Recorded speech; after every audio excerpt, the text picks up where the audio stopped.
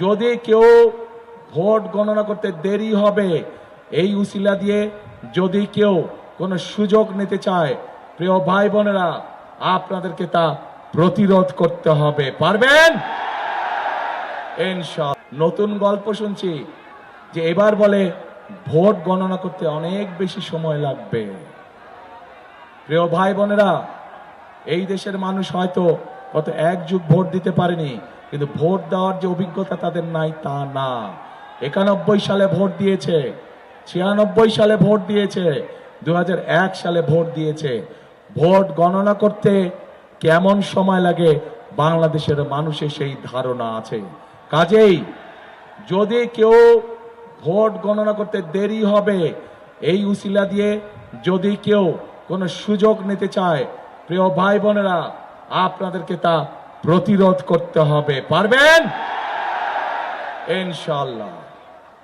প্রিয় ভাই বোনেরা, আমি আগেই বলেছি আমরা রাজনীতি করি, বিএনপি রাজনীতি করে এই দেশের মাটির জন্য, এই দেশের মানুষের জন্য, এবং সেই জন্যই বিএনপি বাংলাদেশের মানুষের সমর্থনে আল্লাহর রহমতে যতবার সরকার গঠন করেছে, প্রত্যেক সময় বিএনপি চেষ্টা করেছে এমন কাজ করতে যেই কাজগুলোর মাধ্যমে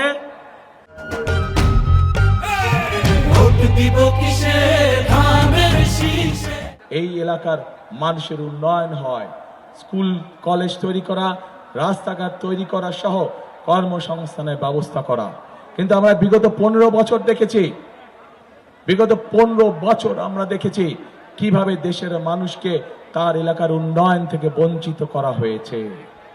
প্রিয় ভাই বোনেরা, আজকে এই বৃহৎ অঞ্চল, এখানকার কৃষক ভাইদের জন্য সবচেয়ে বড় অন্যতম একটি সমস্যা হচ্ছে বিভিন্ন খাল ছিল, বিভিন্ন বিল ছিল, যেগুলা বন্ধ হয়ে গিয়েছে। প্রিয় ভাই বোনেরা, আপনাদের নিশ্চয়ই মনে আছে একটি খাল প্রকল্পের কথা, উলসি খাল, মনে আছে? চিনেন? শহীদ রাষ্ট্রপতি জিয়াউর রহমানের সেই গেঞ্জি পরা ছবি নিশ্চয়ই এখনো অনেকের চোখের সামনে ভাসে।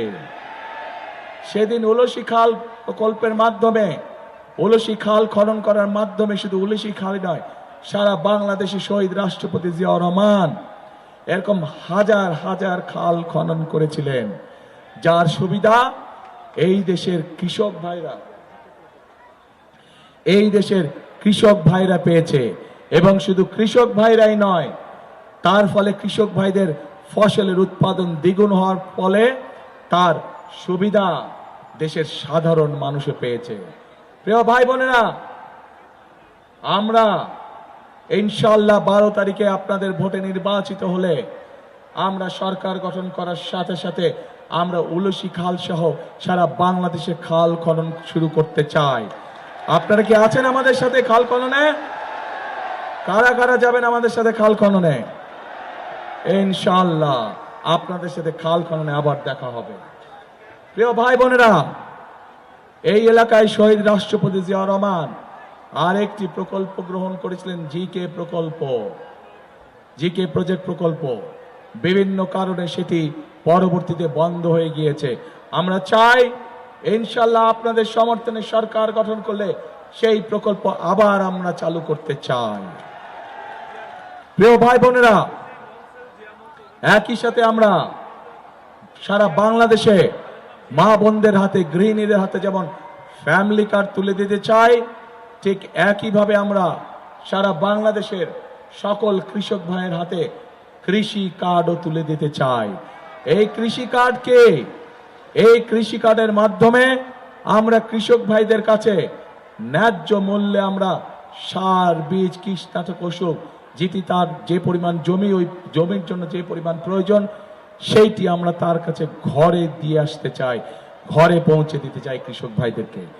এবং এই কৃষি কার্ডের মাধ্যমে শুধু যে এটাই পাবে তা না, কৃষি ঋণ থেকে অন্যান্য সকল কিছু অনেক সহজ হবে।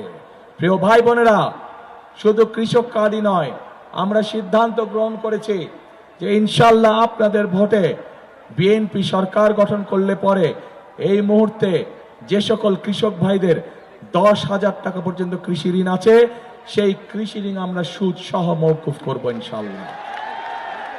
কারণ বিএনপি নির্বাচিত এই সরকার গঠন করলে সেটি হবে জনগণের সরকার, সেটি হবে এই দেশের মানুষের সরকার, এবং এই দেশের মানুষের সরকার হবে বলেই আমরা সেই সকল কাজ করতে চাই যে সকল কাজ করার ফলে দেশের সাধারণ মানুষের ভাগ্যের পরিবর্তন হবে।